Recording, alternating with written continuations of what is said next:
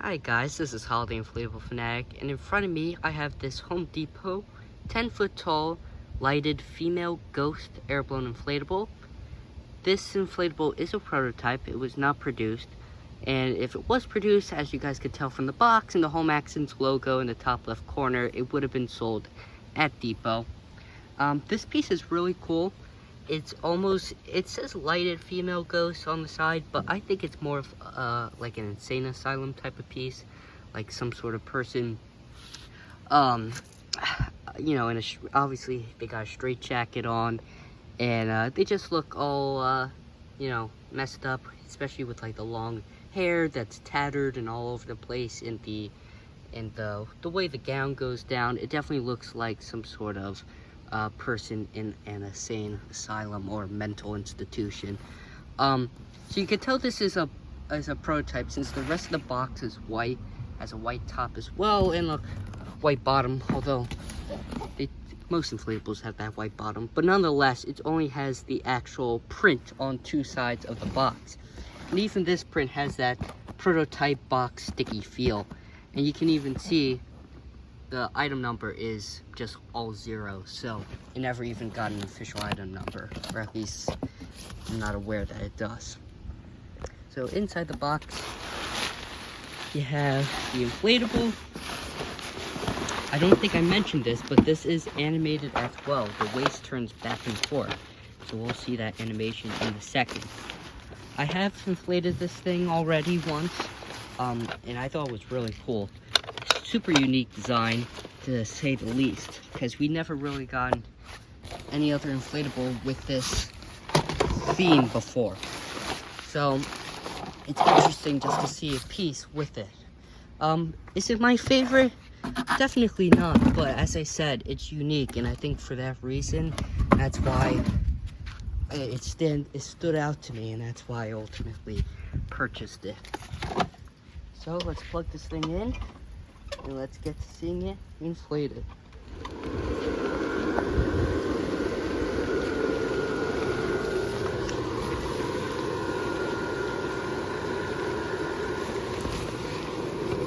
Oh boy.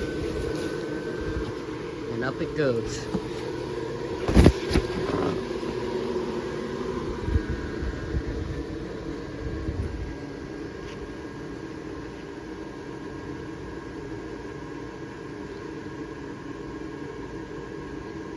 Alright, so here it is fully inflated. Just gonna shut up for a second and just show you guys the animation.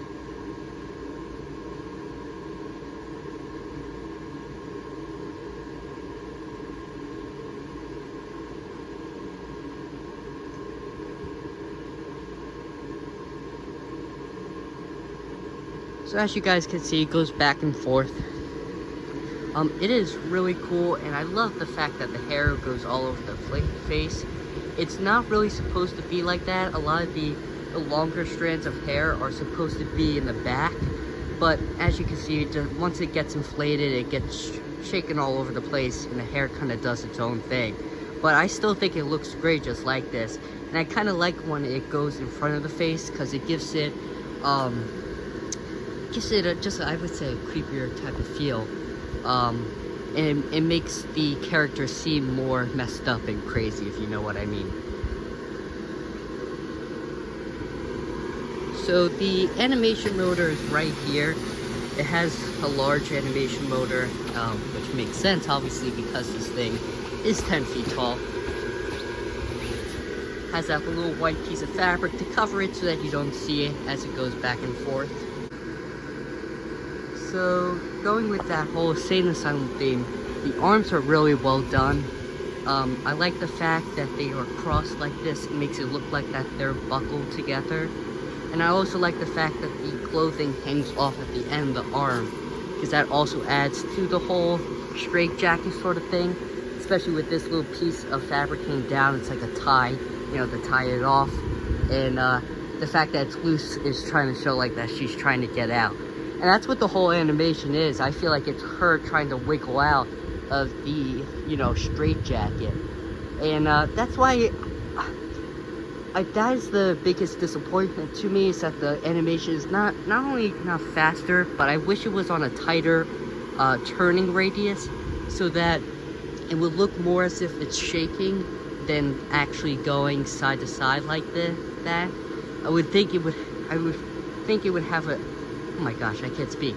It would have a scarier effect if that animation was a little faster and she wasn't moving as wide as she is, and it was just a little bit more tighter and contained.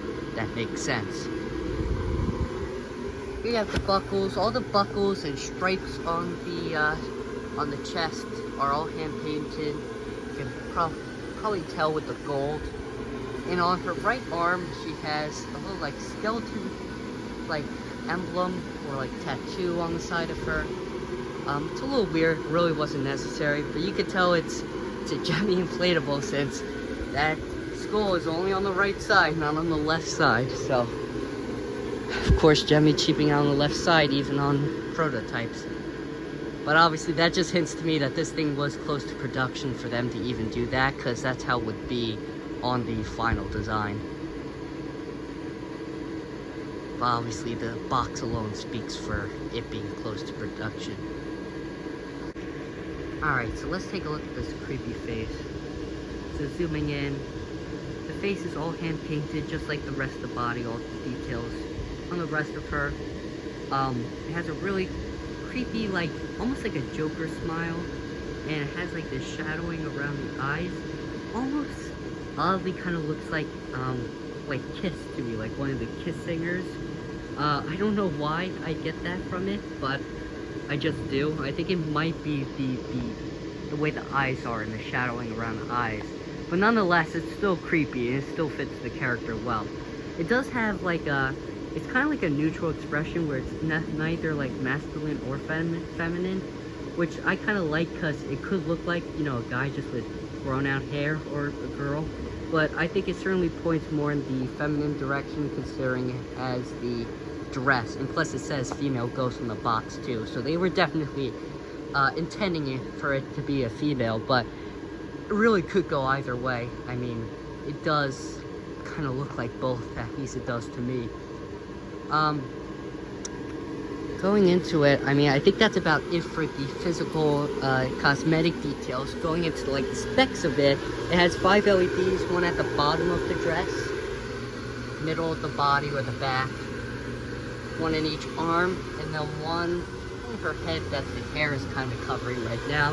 You can see that they messed up in the LED placement a couple of times, so they have it kind of stickered off in some areas. But yeah, that's pretty much it when it comes to the specs. Oh, and I forgot to mention, it has a 125, so this thing inflates really, really good. I was pleasantly surprised to find that out, but I'm pretty sure the Yard Inflatables, you know, Ghost Girl with the same waist turning animation has a 125 too. So yeah, that's pretty much everything for this thing in the daylight. Let's change to a clip of this in the dark so that we can see the short circuit lighting effect.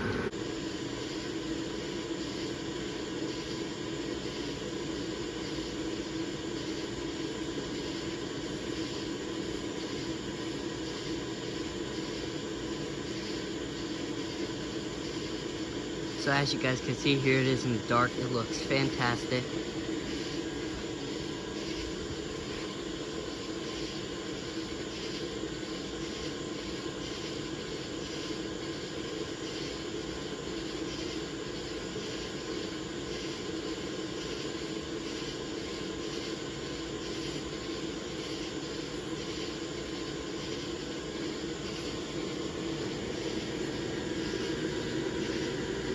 I hope you guys enjoyed, and that's going to be everything for this review. See you guys in the next one. Bye-bye.